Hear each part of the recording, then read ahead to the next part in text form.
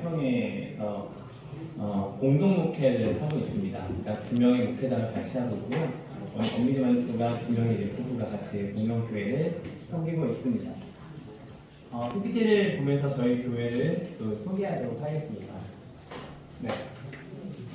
제가 오른편에 있고요. 왼편에는 같이 공동 목회하는 목사님입니다. 저희는 청년부 선후배지이고요. 수원의 그 성균관대역에 보면 수원성 교회라고 있습니다. 수원성 교회 두 부부가 모두가 청년부 출신이었고 그때부터 이제 형, 동생, 누나, 동생으로 있었다가 두 사람이 각자 원래는 이제 선교를 나갈 준비를 하고 있었거든요. 여기 옆에 있는 목사님은 영국에서 한 7년간 선교를 다녀왔었고 목회하기 전에 이제 저는 이제 중국에 선교를 갈 준비를 하고 있었는데 어쨌든 하나의 부르심에 따라 외국에 나가지 않고 경기도 양평을 선교지로 생각하고 저희가 그 과정을 시작을 했습니다. 그래서 저희는 개척한다는 생각을 하진 않았고요. 선교지다 생각을 하고 출발을 했습니다. 그래서 좀 부담감이 좀 덜했던 것 같습니다.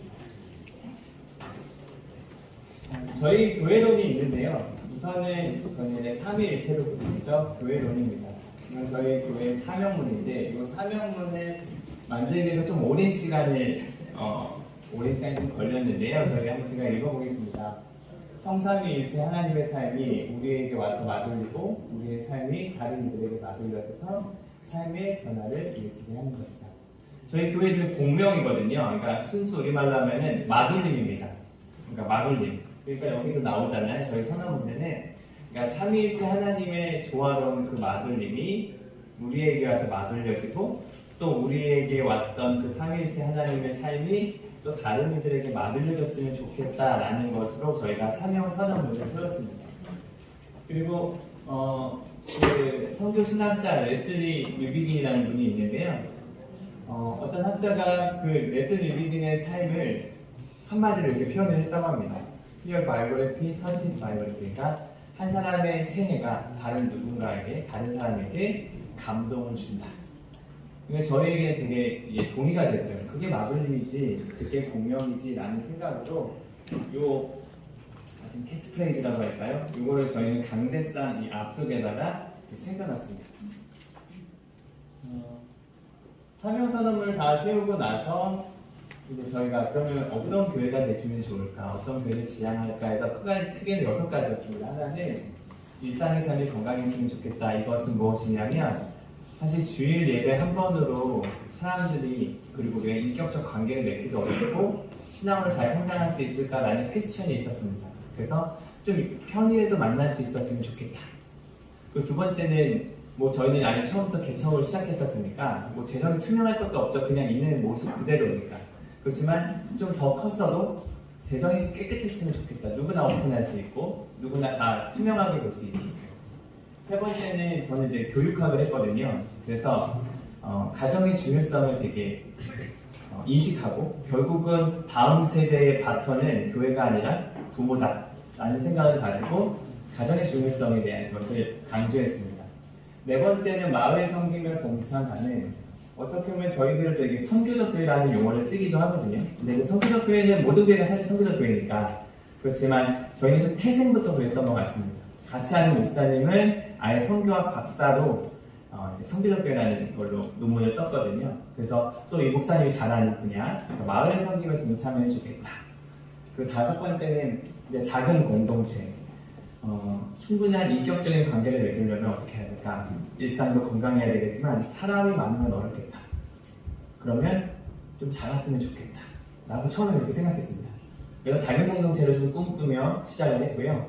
여섯 번째는 함께 참여하느냐는 것은 목회자가 제왕적인 모든 것을 구도로 그렇게 하는 것이 아니라 성도들이 함께 참여하고 같이 고민하고 수용하고 또 인정하고 그렇게 좀 힘을 분배할 수 있는 공동체였으면 좋겠다. 이 6가지를 크게 세우고 시작했습니다. 네, 이게 저희 교회 면 책보 가게를 같이 이제 보여드릴 건데요. 저희는 주중에 무슨 사역을 하냐면 주중에는 서점과 도서관, 문화광장 사역을 하고 있습니다. 그래서 주중에는 저희는 주중에 오는 손님들을 뭐라고 부르냐면 주중 성도라고 부릅니다. 이건 저희가 코칭한 게 아니고요. 그 전라도 광주인가요? 거기 한번 갔더니 숨심교회라고 있더라고요. 보신칭 목사님이 하시는데요. 그 교회에 한번 저희가 탐방을 한번 갔었는데 그 목사님도 주중에는 성성 도서관을 하고 있더라고요. 근데 손님들이 오는데 저분들은 누구예요? 그랬더니 저희 주중 성도입니다. 그러는 거예요. 교회 다니시나 봐요. 교회 안 다닌다고. 이분은 마을 사람들, 주중에 오는 사람들은 그냥 주중 성도라고 부르더라고요. 그리고 주일날 오는 사람은 주일 성도. 그래서 주일 성도도 되고요, 주중 성도도 되는 분이 있는 거예요. 평일에 오시는 주일 성도는 또 주중 성도가 되더라고요. 그래서 저거 너무 인사이트가 있다 싶어서 저희도 주중과 주일 성도를 나누면 좋겠다. 그래서 주중에는 저희가 책보가게라는 서점과 도서관, 요즘 좀 문화문화를 다양하게 하니까 문화문화를 같이 진행하고 있습니다. 저희가 시작하기에 앞서서 먼저 마을 조사를 하게 됐거든요. 저희 양평군입니다. 서울 면적의 1.4배, 엄청 넓죠. 그런데 인구수는 12만 명. 그러니까 1000만으로 예측을 하자면 거의 몇 분의 1일까요? 100분의 1이잖아요. 많지는 않습니다. 그런데 특이한 케이스가 있는데 저희는 양평읍 바로 옆에 있거든요. 읍이 하나고 명이 11개인데 한번 통계를 보니까요. 50대, 그러니까 50대 이하가 보니까요. 50% 정도 됩니다. 보이시죠? 다른 데는 32, 41, 26, 27%가 있는데요. 양평읍과 강상면만 50%가 넘습니다. 왜 넓게 됐냐면 이유가 있어요. 평창올림픽이 한번 열려졌잖아요. 그때에 KTX가 서울역에서 지나가게 됐습니다. 강릉까지. 그리고 저희 양평읍에는 KTX뿐만 아니라 무궁화호가 있어요. 그 무궁화호가 청량리까지 갑니다. 그래서 양평읍에서 전철 타고 청량리 가려면 1시간 10분을 최소 걸리는데 전철로는 30분이 걸리고 서울역까지 KTX로는 47분이 걸려요. 그러니까 누가 많이 올까요? 젊은이들이 많이 오는 거예요. 서울은 너무 비싸고 구리, 남양주도 비싸고 좀 더 먼 곳이 양평이거든요. 근데 지금 가격이 정말 저렴했었어요. 5년 전까지만 해도. 근데 지금 많이 올랐고요. 그러다 보니까 아빠만 고생하자. 엄마랑 아이들은 거기가 좀 누리자. 왜냐면 넓잖아요. 넓고 저희는 코로나 때도 그렇게 답답하지 않았어요. 나가면 그냥 항상 다 정원이 오고 남한강도 있고. 그래서 젊은 사람들이 많다는 걸 알게 됐습니다. 저희가 5년 전에 그 양평에 들어갔을 때는요, 한 학년에 한 반 혹은 두 반 정도밖에 없었거든요. 거의 한 반이었습니다. 근데 지금은 네 반 정도 늘어났어요. 그러니까 왜 늘어나냐면 사실 아파트가 좀 많이 세워지고 있거든요. 또 강상면이 양평보다 가까이 있으니까 이 강상면에 젊은 사람들이 많았습니다.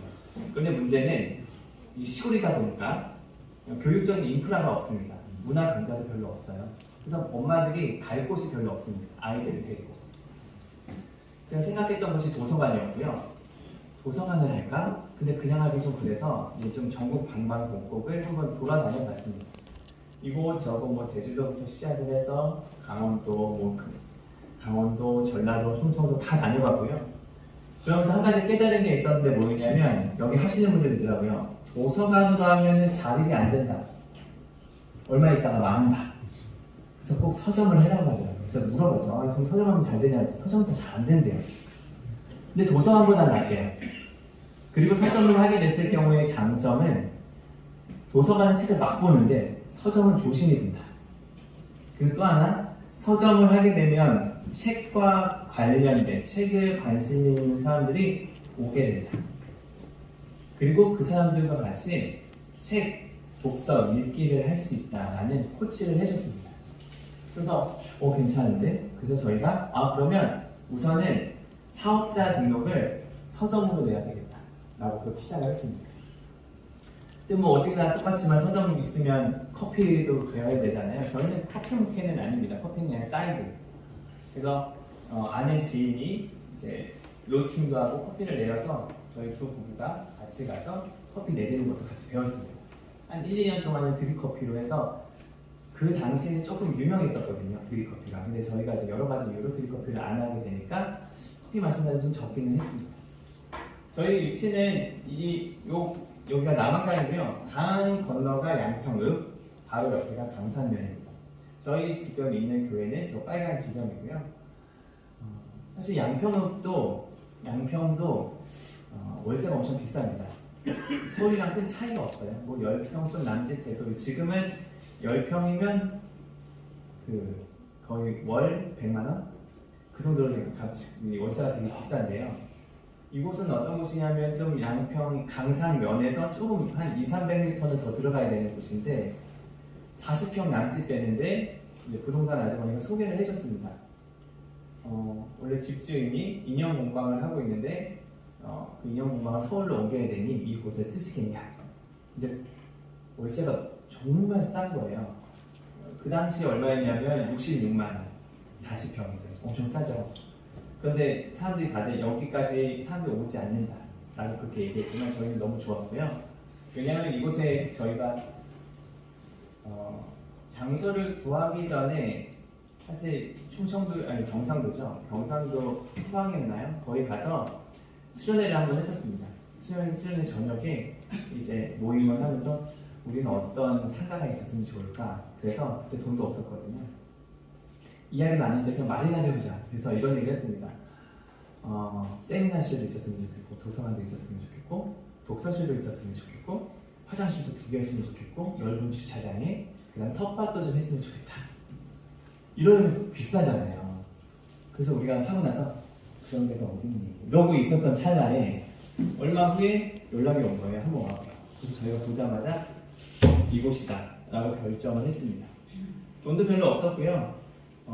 저희가 이 보증금이 그때 5천만 원이었는데 가지고 있었던 그 그러니까 계약금이 한 500만 원이었어요. 근데 유일하게 두 가정이 가지고 있던 돈이 497만 원이었습니다.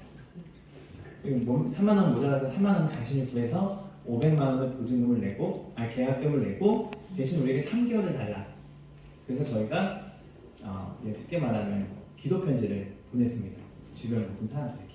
참 감사한 건 어떤 한 교회에서 거액을 지급했던 게 아니라 정말 십시일반 누가 내가 복명교회 세웠어 라고 말할 수 없을 정도의 액수를 나눠서 이렇게 드린 거예요. 근데 그게 한 번에 온 게 아니라 천천히 조금씩 모아져서 3개월 됐을 때의 마지막 저희가 계약을 했었습니다. 참 행복했던 순간이었고요.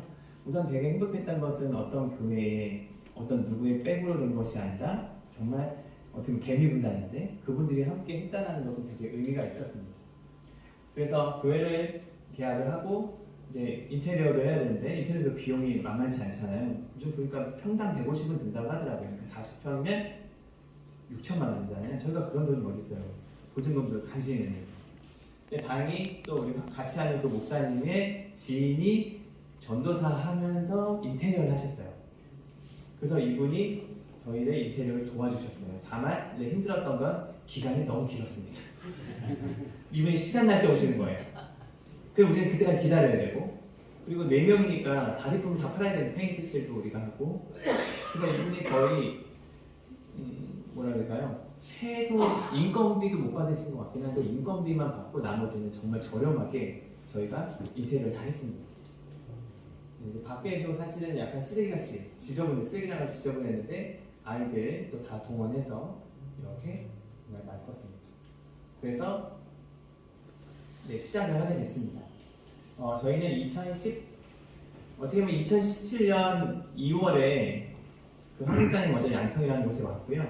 4개월 지나서 저희랑 같이 만나면서 같이 공동목회 하면 어떨까라는 서로의 제안이 있었고, 그럼 우리 같이 한번 하자. 그래서 이제 시작을 하게 된 게 공식적으로 2018년 1월 1일부터 두 가정 집에서 예배를 드리다가 6월 6일에 공식적으로 지인들을 모시고 한 80명 정도 모였어요. 같이 예배를 드렸습니다. 그리고 그 다음 주에 이제 두 가정에서만 예배를 드렸습니다. 예배를 드렸는데 예배를 드릴 때 저희가 자꾸 예배 드리면서 모두가 뒤를 쳐다봤어요. 왜 봤을까요? 이분가 오지 않을까? 80명 중에 이번에 80명이 아니더라도 혹시라도 올 사람을 계속 드려보는데 이 중에 한 명이 예배 끝나고 그런 얘기를 하더라고요. 예배를 드리는데 이 사람도 같이 뒤를 쳐다본 거죠. 근데 하나님이 이런 마음을 주셨다는 거예요. 내가 왔으면 됐지 왜 자꾸 뒤를 쳐다봐. 그래서 어떻게 감동이 오더라고요. 아, 그렇지. 계셨으면 됐지. 우리가 지금 뭘 쳐다보지? 그래서 2018년까지는 아무도 오지 않았습니다. 그냥 지인들이 가끔씩 여행 갈 때 오고 그러더라고요. 본격적으로 온 건 2019년 그 다음 해에 교인이 오기 시작했습니다. 아, 저는 아들이 셋입니다. 고3, 고1, 중1. 네, 큰애 둘째는 홈스쿨을 하고 있고요. 10년째 하고 있고, 막내는 자기는 홈스쿨 재미없다. 자기는 학교 다니겠다 해서 제일만 학교를 다니고 있고요. 같이 하는 한국사님은 아들, 딸, 고3, 고1. 위에랑 둘이 동갑이에요. 그래서 혹시 그 응답하라 1988 보신 적 있나요? 거기 보면 애들이 그냥 가족 같잖아요. 저희 집도 그냥 가족입니다. 우리 집은 다 비밀번호 서로 알고 잠도 와서 자고 밥도 같이 먹고 뭐 들어가도 돼요도 물어보지는 않고요. 자기네들끼리 오면은 계속 놀다가 자다가 밥 먹고 저희들은 회의하러 가면 얘네들끼리 자기네들이 보드게임하고 우리가 또 뭐 1박 2일 어디 가면 얘네들끼리 우리 집에서 자고 아니면 한국 사람에서 자고 그래서 이 아이들이 처음에는 뭐 부딪힘도 있었겠지만 5년 정도 돼서는 그냥 가족입니다. 이런 가족 모임을 계속 하고 있었고요. 우선은 2018년 6월 6일 날에는 공명교회라는 이름으로 그곳에서 주일에는 예배를 드렸고 9월 11일은 책보가게라는 이름으로 정식 오픈을 했습니다. 저희는 지금도 동일한데요. 화요일부터 토요일까지만 오픈을 합니다. 아침 10시부터 오후 6시까지. 그래서 그 안에는 서점이 있고 도서관이 있고요. 이렇게. 이게 예전의 모습입니다. 이건 서점이에요. 그러다가 코로나 이후에 이제 약간 밀폐된 공간도 또 필요하더라고요. 그래서 저희가 좀 인테리어를 바꿨습니다. 이 안쪽에서 세미나를 할 수 있게끔 만들었고 여기 왼쪽에도 조그만 세미나예요. 여기는 서점 이렇게 활용하고 있습니다. 똑같이 40평인데 이렇게 좀 세미나로 구분을 지니까 또 사람들이 더 많이 관심도 있고 오게 됐습니다. 양평군의 가장 좋은 홍보는 맘스카페입니다. 여기 시는 잘 모르겠어요. 오는 맘스카페고요. 12만인데 지금 한 5만 명 정도가 가입이 돼 있거든요. 그럼 거의 다 가입이 된 상태예요. 저희가 이곳에서 서점을 오픈했습니다 라고 홍보를 했더니 정말 많은 분들이 댓글을 달아주셨습니다. 왜냐하면 이쪽에 이런 작은 도서관, 서점들이 없었거든요. 그래서 많은 분들이 방문을 해줬고 찾아와줬습니다. 저희가 이제 책보고 가게라는 이름으로 이름이 재밌지 않나요? 책보고 가게. 네, 가게라는 상점이라는 뜻도 있고 와서 가라고 책 보러 가시라고 라는 의미도 가지고 있었습니다. 5년간 사역을 좀 정리하면 몇 가지 키워드가 있더라고요. 첫 번째는 저희는 주시는 배움 매장입니다. 처음에는 4사람이 있으니까 같이 하는 목사님을 영국에서 7년 있었으니까 영어를 잘하잖아요. 그래서 영어를 아이들 가르쳐주고 저는 잘 드러내지 않지만 제가 중국어를 했거든요. 기억을 하나도 안 납니다.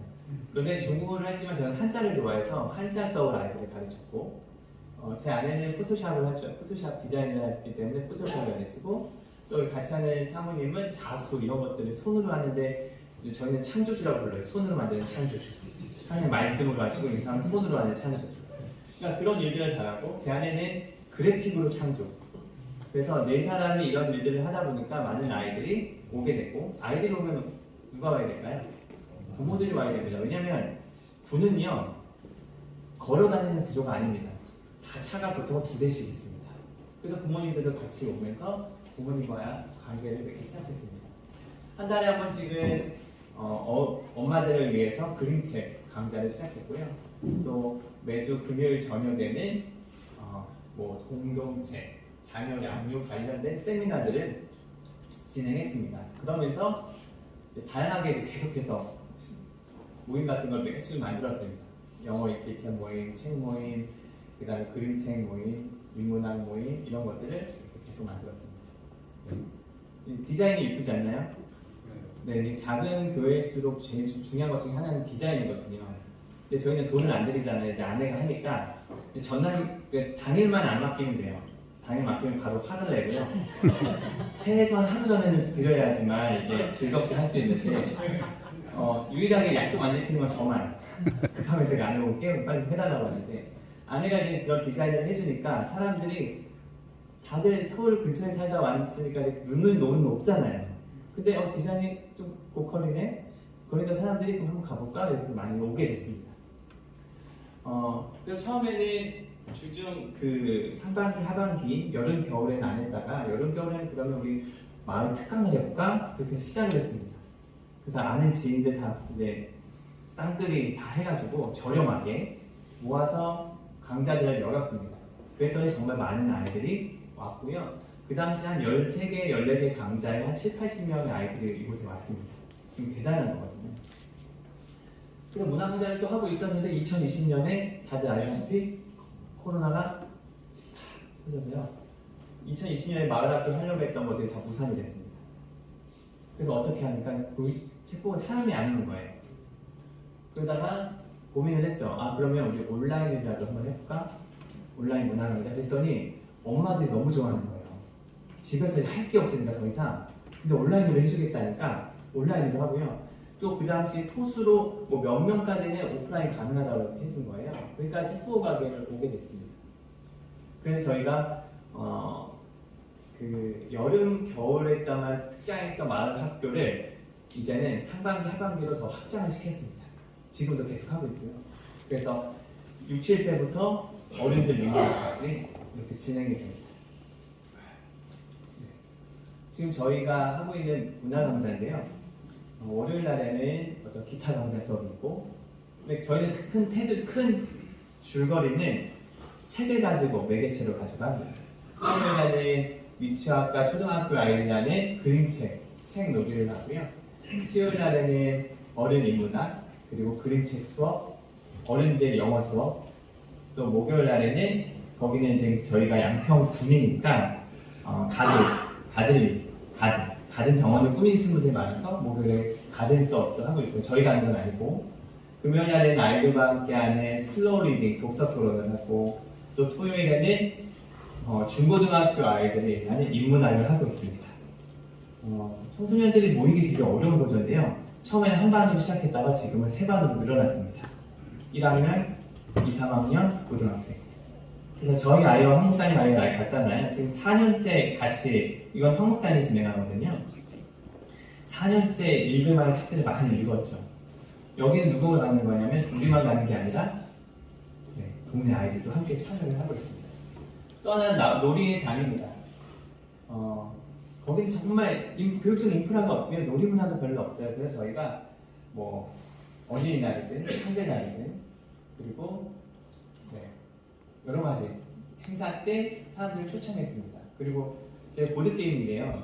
저희가 홈스쿨을 하는데 홈스쿨 하려면 가장 기본이 뭐가 있어야 되냐면은 보드게임이 있어야 됩니다. 제가 얼마 전에 한번 세봤어요. 거의 60개가 되더라고요. 저희 집에 보드게임. 근데 황 목사님네도 한 4, 50개 돼요. 그러니까 저희 두 가만 했으면 100여 개가 됩니다. 그래서 그럼 이것을 우리 그 당시 아이들에게 접수를 미리 받고 한번 하면 되겠다는데 아이들이 너무나 좋아했습니다. 그래서 보드게임도 같이 진행하고 외부에는 현수막을 걸어서 아이들이 색칠을 한다거나 아니면 글자 맞추기를 한다거나 그림을 그리면서 이들을 소통하게 됐습니다. 세 번째는 연결과 만남의 장입니다. 저는 이제 홈스쿨을 하고 있었고요. 양평군에는 홈스쿨 하는 분들이 되게 많았는데 다시 각계 전투거든요. 그래서 한번 이 양평 맘스 카페에다가 홈스쿨 관심 있는 분이나 열심히 수고하시는 분들에게 어떤 강의를 하나 열어놓을 테니까 오십시오라고 했더니 많은 분들이 와서 강의도 듣고 또 후속 모임을 같이 시간을 가졌습니다. 그래서 코로나19가 또 일어나기 전까지만 해도 한 대여섯 가정 제가 이 홈스쿨 모임을 진행했습니다. 엄마들은 제 아내가 책 모임을 하고 아이들은 제가 데리고 나가서 같이 놀고 그렇게 해서 아이들과 시간을 이렇게 보냈습니다. 그리고 어떤 그 양평에 여기는 일본 사모님이신데요. 남편이 이제 목회자라서 신대원을 마치고 일본에 들어가기 전에 자기가 은혜 받았던 많은 사람들을 초청한 거예요. 근데 공간이 필요하니까 저희 책 보고 가기 저녁에 연주회를 하고 이거 하고 며칠 후에 귀국을 하셨어요. 자, 그런 공간도 되고요. 여기는 초등학교 교사들의 리커더 모임이 있었는데 또 장소를 빌려주기도 했습니다. 그리고 경기도에서는 꿈의 학교라고 있거든요. 꿈의 학교 장소도 또 저희가 빌려주기도 하고 이렇게 해서 연결과 만남의 장을 만들기도 하고 또 네 번째는 참여의 장입니다. 2018년에 저희가 성탄절 전날이었어요. 2부 때였는데요. 성탄절의 의미를 좀 전달해주고 싶다라는 마음으로 저희가 사람들에게 카톡으로 다 아시겠나 모르겠지만 저희는 그 행사 일정을 다른 데는 안 하고요. 카톡에 보면 카톡 친구 맺기가 있습니다. 책보가게라는 이름으로 지금 한 270명 정도가 매번 오는 건 아니지만 지금 가입한 사람이 270명 정도 됩니다. 거기다가 광고를 띄우면 사람들이 거기다 신청을 하는 거예요. 저희는 문화강좌들이 거기서 신청을 하거든요. 근데 10명만 받겠습니다라고 하는데 몇 분도 안 돼서 10명이 신청을 했어요. 이 저녁에 2부 모임 때 잔치를 하려고 합니다. 그랬더니 여기 보니까 반 정도는 크리스찬, 반 정도는 아직 예수님을 알지 못하는 사람들.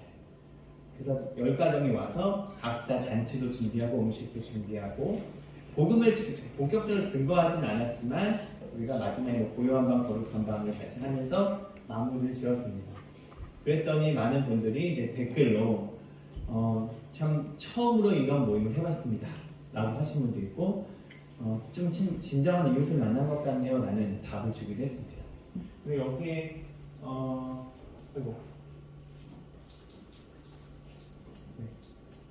여기 사진이 잘 안 보이긴 한데 저쪽에 한 여자분이 있었거든요. 가나안 성도였어요. 그때도 그냥 이거는 가족들이 놀러 왔는데 올해 저희 교회에 등록을 했습니다. 그래서 그때도 기억이 있었던 거고 어쨌든 이런 플랫폼이 있어서 사실 저희는 제일 중요한 건 마을 사람들과 어떻게 관계를 맺을까 그러다 보면 플랫폼이 필요하겠다. 그래서 책보가기를 시작한 거거든요. 그렇게 해서 특별 행사도 하고요. 코로나 있었을 때는 만날 수가 없으니까요. 저희가 마을 사람들과 함께 라디오를 진행했습니다. 사연도 받고 아이들이 노래도 부르고 그래서 12월 24일 저녁 9시에 사람들한테 다시 다 광고 홍보를 해서 공명 배고픈 밤에 많이 들어본 거 같지 않나요? 네. 별이 빛나는 밤에 그냥 그렇게 한 건데요. 해서 사람들이 자기네 아이들이 참여도 하고 지인들이 막 참여하니까 되게 좋아했습니다. 그래서 그 다음에도 같이 진행을 했습니다. 저희 넷이서 하는 건 한계가 있더라고요. 문화강좌가. 그래서 한 사람 한 사람들이 저희와 가치가 맞는, 여기서 가치가 맞는다는 건 이웃과 함께 살아가는 것. 그리고 대신 돈을 문화강좌에는 무조건 싸게. 저희는 무조건 1시간에 10,000원이거든요. 아무리 잘해도 뭐 박사학위 받아도 의미가 없습니다. 10,000원. 그래서 이렇게 해서 사람들이 한 명씩 한 명씩 같이 동참하는 분들이 하나씩 생겨나기 시작했습니다. 그리고 마을 참여 사업도 진행을 했거든요. 그래서 같이 하는 한 목사님은 생태에 대한 관심이 많으셔서 제로웨이스트라는 걸 가지고 마을 지원 사업을 하고 저는 또 교인 중에 한 분과 회복적 정의, 평화 관련된 걸 주제로 마을 사업을 진행을 했습니다. 1년간. 근데 되게 공교롭게 책보호각이 안에 있는 사람만이 아니라 교인들이 아니라 교회, 책보호각의 양평 시민들이 같이 하면 참여할 수 있는 계기가 됐습니다. 다른 목적이 있었던 건 아니고요. 그냥 그 사람들과 함께 우리의 가지고 있는 가치를 나누고 싶다라는 생각을 하게 됐습니다.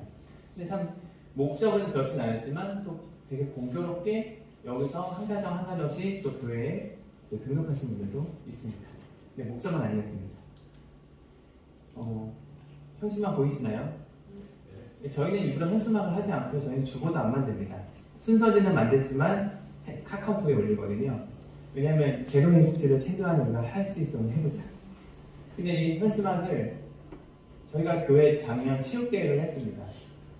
근데 책보각의 손님, 5년째 교회 나오진 않지만 책보각의 손님이 있는데 그분의 남편이 현수막을 해요. 근데 우리가 체육대회 한다는 걸 알고 글씨 보이시나요? 공명교회 나의 삶이다 이것도 있잖아요. 이걸 자기가 알아서 자기 남편한테 부탁을 해가지고 현수막을 갖고 오시면서 이러는 거예요. 체육대회 꽃은 단체 사진이다. 근데 현수막이 필요하지 않겠냐. 그래서 현수막을 갖고 오신 거예요. 근데 사실 저희는 제로웨이스트에서 안 쓰려고 한 건데 근데도 기쁘게 반대했어요. 그래서 이분들이 가족들이 와서 같이 운동회도 하고 같이 밥 먹고 또 마지막에 단체 사진도 같이 찍었습니다. 같이 이게 참여할 수 있는. 그래서 왜 우리가 뭐가 차이가 있을까? 왜 사람들이 책보호가게와 공명교회라는 곳을 찾아오게 됐을까라고 했을 때 저는 두 가지였습니다. 하나는 진정성과 두 번째는 환대와 연결이었습니다. 진정성은 뭐냐면 저희 교회 목회 두 목사님과 사모들이 동시에 원칙을 하나 세운 게 있는데요. 주중에 축복하게 왔었을 때 교회 다니세요? 라고 물어보지 않는다. 예수님 믿으세요? 라고 묻지 않는다. 이게 저희 원칙이었습니다. 왜냐하면 물론 마음속은 있죠. 그런데 사람이 언제나 의도성이 있으면 드러나잖아요. 목적성이 있잖아요. 저 사람이 뭐 이런 거 있잖아요. 근데 저희가 지금까지도 아직 교회 다닌다고 물어본 적은 없어요. 왜냐하면 진정성이 느껴져요. 우리는 그분들과 뭔가 하고 싶은 마음은 당연히 예수를 믿었으면 좋겠다는 마음이 있지만 기본적으로는 저 사람과 함께 가고 싶다. 저 사람과 함께 아이들을 같이 키워내고 싶다는 마음을 가지고 있었습니다. 그래서 여기 좌측 상단에 보면 교회를 나오진 않지만 한 분이 교회에 대한 관심이 있어서 그럼 도대체 교회에서 말하는 게 뭡니까? 라고 했을 때 저랑 황 목사님이랑 10주간의 가정을 같이 했습니다. 하고 뭐 교회 나오지는 않았어요. 그렇지만 이분들이 두 분의 목사님이라면 성경에 대해서 좀 알고 싶어요 라고 이야기를 해서 같이 이야기를 나눴고요. 또 여기 밑에 있는 한 분은 저희가 알기로는 그 장로님 아들이더라고요. 장로님 아들인데 가난한 정도입니다. 교회를 안 나갔습니다. 그런데 이분이 저희 두 가정을 초대를 했어요. 초대를 하고 저희는 교회 안 나간다는 거 알고 있었고 사람들한테 들으니까 이분들이 엄청 세신 분이래요. 교회 얘기하는 순간 화를 내실 수 있다. 그래서 저희가 가가지고 밥은 먹어야 되는데 기도는 우리는 해야 되잖아요. 그래서 각자 기도하려고 하고 있는데 갑자기 오셨으면 기도해 주셔야 되는 거 아니에요? 그런 거예요. 그래서 그쵸, 기도해야죠. 해도 될까요? 기도를 했어요. 근데 이분이 뭐라고 말했냐면 이렇게 말씀하셨습니다. 두 분에게 감사한 게 있다. 그래서 뭐죠? 한 1년 정도 됐으면 이제 자연스럽게 뭔가 나올 텐데 교회 한번 나오시죠? 라는 말을 했을 텐데 안 해줘서 고맙다라는 거예요. 만약 그랬으면 똑같구만 라고 생각을 했을 텐데 얘기해주지 않아서 고맙다. 그래서 목적성이 있는 것 같지 않고 진짜 그냥 우리랑 함께하고 싶은 마음이 있어서 그에 대한 고맙다는 표시를 해줬습니다. 여기는 한 분은 금요일에 저희 그 성도님이 전체 진행하는 저는 회원으로 들어가 있고요. 이 회원 중에 한 분입니다. 이분도 이제 55년생이시니까 60대시죠. 이분들 사실 기독교에 대해서 이렇게 크게 뭐 호의적이지 않으셨는데요. 그 모임 안에서 기독교에 대한 관심을 가지시게 됐어요. 그래서 도대체 하나님은 누구신가? 그리고 저희가 목사님 아니까 목사님은 이곳에 왜 오셨어요? 라는 그 질문을 하기 시작하더라고요. 그때는 이제 저는 대답할 수 있죠. 물어봤으니까. 그럼 제가 이렇게 쭉 대답을 했습니다. 이러면서 진정성이 느껴지면서 사람들이 이야기를 좀 하게 됩니다. 두 번째는 환대와 연결입니다. 저희 그때 모임의 초창기 모임의 특징은 인문학 강좌나 무슨 모임을 하더라도 사실은 그 시간 끝나면 보통 그 강좌 프로그램들은 다 집에 가잖아요. 1시간 하고. 근데 저희는 초창기 때는 진짜 강좌는 강좌 끝나고 노는 시간이 진짜 프로그램이었어요. 엄마들은 엄마들끼리 놀고 아이들은 또 이후에도 놀고. 그래서 보시다시피 무궁화꽃이 피었습니다. 지금은 그럴 시간이 많지 않고요. 그리고 같이 한자 수업하는 아이들이랑 수영도 같이 하고 앞에서 여기는 황 목사님이 어린 인문학원들 같이 산책도 같이 다니고 그래서 결국은 삶에 대한 것만 문화강좌를 하는 것이 아니라 저희는 삶으로 같이 보여주는 게 필요하지 않을까? 그래서 저희는 암과 삶, 환대와 연결이라는 이름으로 해서 교회와 책봉가게에 대한 호의를 가진 사람들이 많지 않을까 생각했습니다. 네, 이게 이제 책봉가게 이야기고요. 공명교회 이야기를 아까 이야기한 것처럼 두 가정이 시작을 했습니다. 1년이 지났을 때 이제 한 가정 한 가정씩 모이기 시작했고요. 그리고 처음으로 정교인 여름 성경학교를 진행했습니다. 이 중에 한 분은 책보과학의 손님이었는데 저희 밑에 층에 살거든요. 근데 이분한테 책보과학을 놀러 오시라고 해서 왔는데 또 때마침 얼마 지나지 않아서 이 여름 성경학교에 자기들 참석해도 되냐? 그럼 와라. 그래서 같이 여름 성경학교를 하면서 교회를 등록하게 되었다. 이분은 남자분은 아예 교회를 잘 다니지 않았고요. 여자분 정도는 이제 가난한 성도이기도 했고 그래서 이렇게 정교를 여름 성경을 했고요. 이거는 그해 여름에 수련회를 갔습니다. 8월달에 갔고요. 2박 3일로 가기로 결정했는데 놀다 보니까 4박 5일로 하자. 그래가지고 정말 모두가 4일, 5박을 놀았어요. 그리고 어떤 지인이 거제도에 펜션이 아니 아파트가 있었는데 큰 아파트예요. 1층, 2층, 9층까지. 그 무료로 빌려주셔가지고 저희가 4박 5일 동안 돈 하나도 안 내고 같이 많은 가정에 가서 또 예배도 드리고 나눔도 하고 시간을 많이 가졌습니다. 근데 이게 그리고 난 또 코로나가 있어서 모임을 갖지 못했고요. 이곳이 저희 책보가게 주일에는 이렇게 변신합니다.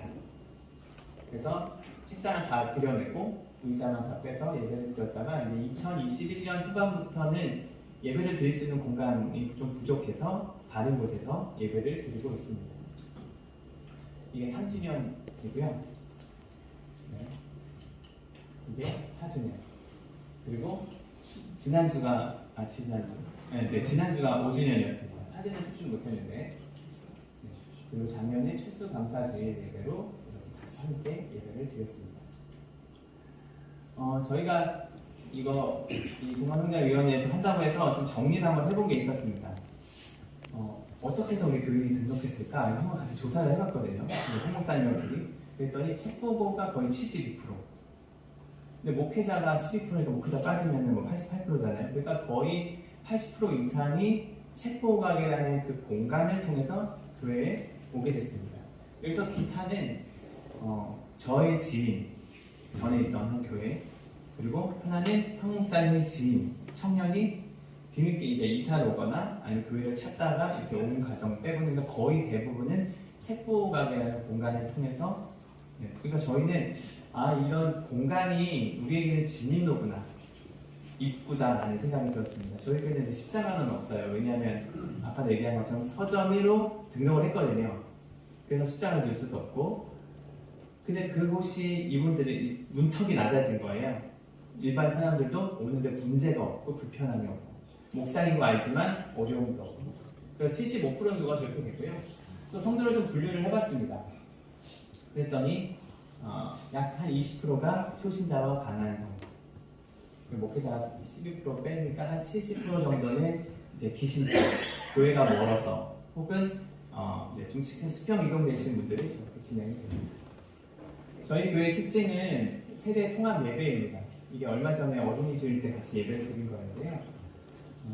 저희는 원래는 온 세대가 다 같이 예배를 드리면 좋겠다. 이것은 어린아이들이 이해가 안 될 수 있잖아요, 설교가. 그런데 어린아이들의 예배는 부모들이 어떻게 예배드리는지 보는 것이 그것이 다음 세대 신앙 성장이라고 생각을 했거든요.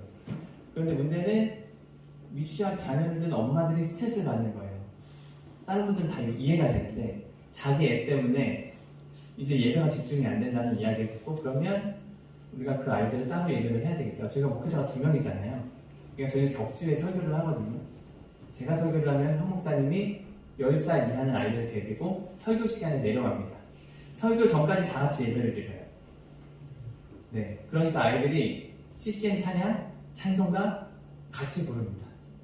제일 열심히 부르는 애들은 유치원 아이들, 그 다음에 립싱크 하는 애들은 중고등부, 네, 그 다음에 청년, 어른들은 같이 하죠. 근데 제일 열심히 부르는 애들은 아이들의 목소리거든요. 너무 이쁩니다. 그래서 그때까지는 아이들이 전체적으로 예배는 어떻게 돌아가는지 다 알고 이 시간까지는 기다려야 된다는 것도 알고 있습니다. 그래서 돌아가면서 같이 예배를 드리고요. 이곳에서 이건 올해 저희가 대여를 1년간 빌린 교회입니다. 같이 이곳에서 예배를 드리고 10세 이하니까 초등학생 저학년을 이렇게 사모가, 그리고 유치학을 학부모 교사, 저희가 돌아가면서 교사들이 돌아가면서 아이들의 케어를 하고 있습니다. 저희는 가정 예배고요. 아까 얘기한 것처럼 제가 교육학을 했기 때문에 가정 예배를 어떻게 가정에서 부모가 신앙을 책임져 줄까라는 고민이 있어서 그림체를 가지고 가정 예배를 드릴 수 있는 책을 제가 썼거든요. 그래서 그 책을 가지고 영상을 만들어서 매주마다 한 1년 반 동안 계속해서 유튜브로 전송을 해줬습니다. 같이 이거 듣기만 할 수 있는 거죠. 또 여기는 이슈형 가정예배라고 해서 저희가 달력을 지금 8년째 만들고 있는데요. 이건 가정예배 이슈형이라고 하는 겁니다. 한 주에 한 번 모여서 한 주 동안 있었던 감사한 일, 그리고 슬펐고 위로받고 싶었던 일, 감미와 도전된 이야기들을 같이 이야기를 나누는 겁니다. 이거는 미취학부터 청년, 청소년, 청년, 장성한 사람까지 다 같이 할 수 있습니다. 그래서 그 이야기 속에서 하나님이 어떻게 하셨는지, 엄마 아빠가 어떻게 삶을 살아냈는지 이야기를 이 시간에 하는 겁니다. 그래서 저희는 목요일 날 이렇게 하고 있고요. 지금도 한 1년, 거의 이제 1년 다 돼가고 있는데요. 미추학과 초등학교 아이들은 성경의 좀 메가 스토리, 큰 이야기들을 한 100가지 정도를 알아야 됩니다. 왜 알아야 되냐면, 저는 이걸 외국어라고 말하거든요.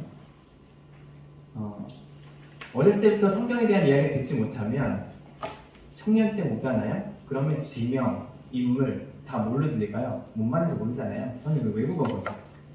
그런데 아이들이 어렸을 때부터 이야기를, 성경의 스토리를 들으면 다윈 뭐 이야기 쭉 들을 거 아니에요? 그랬을 때 이 아이들한테는 쉽게 말하면 조기 교육을 하는 겁니다. 아, 나중에 청년이 돼서 왔는데 다윈, 나 아는데. 그 이야기들을 계속해서 심어주고 싶은 거죠. 그래서 저희 여기 보면은 5인방이 있는데요. 여자 성도님들이 성우가 돼서 같이 녹음을 해주고 시나리오도 적고 혹시 다음에 보시면 저희가 3달 전에 유튜브로 공개 오픈을 해놨어요. 공명 말씀 읽는 밤에를 치시면 들어오셔서 미추학과 초등학교 자녀들 부모들이 들을 수가 있습니다.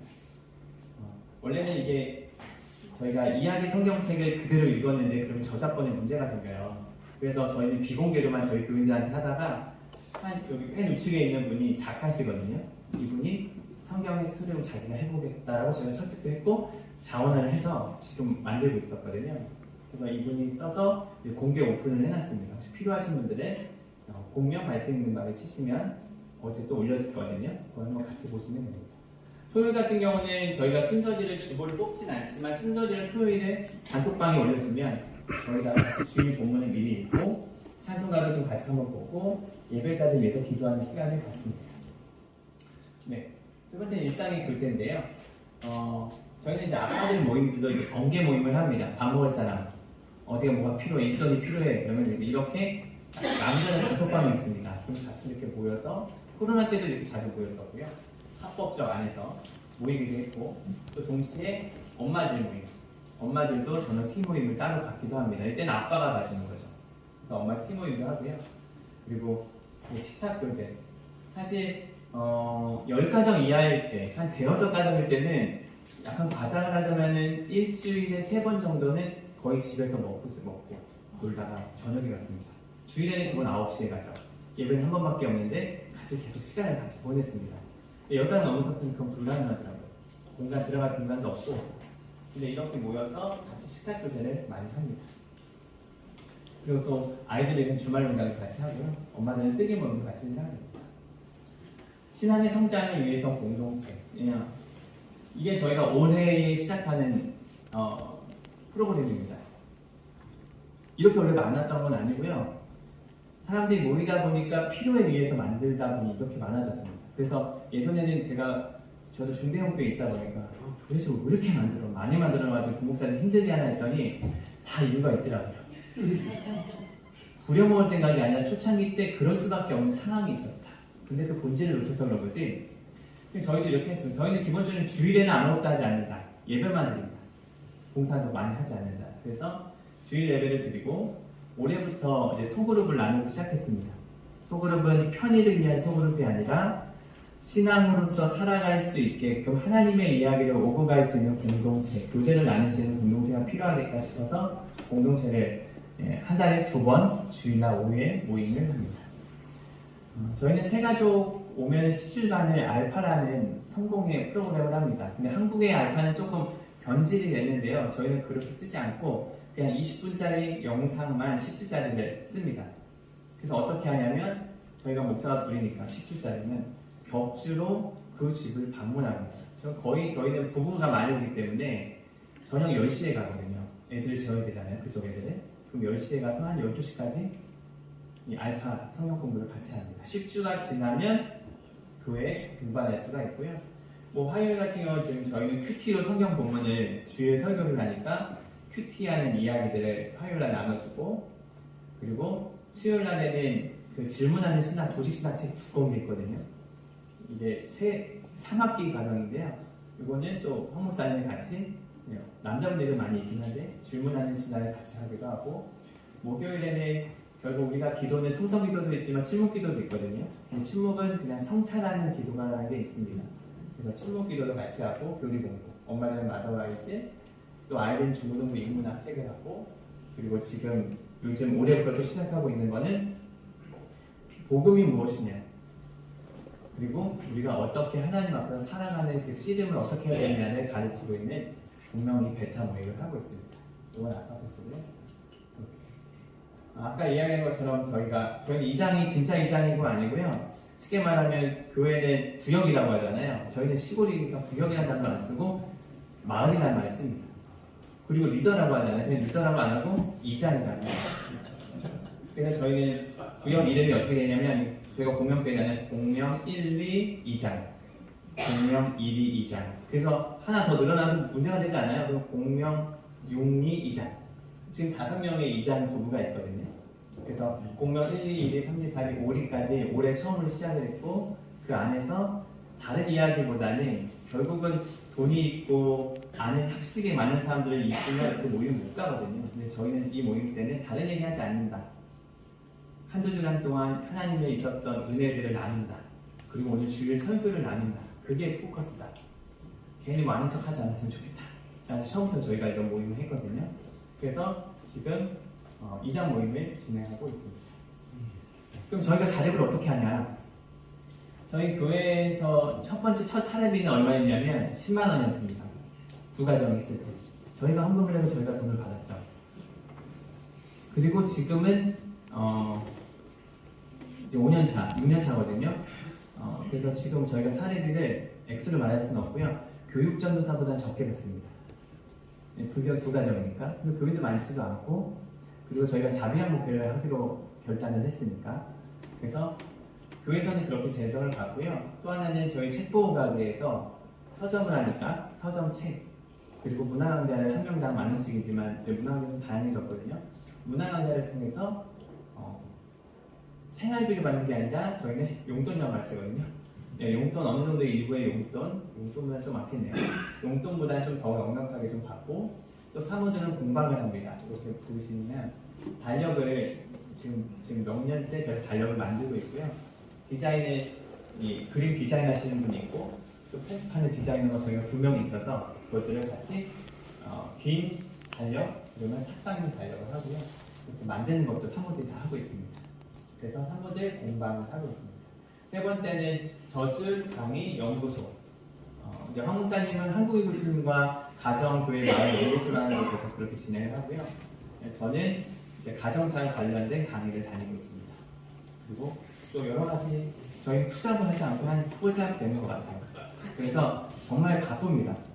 왜냐하면 교회도 사람들이 많아지면 교인들도 같이 함께 해야 되고, 또 돈은 벌어야 되고, 아이들도 챙겨야 되고, 저는 이제 올해 학교를 다니거든요.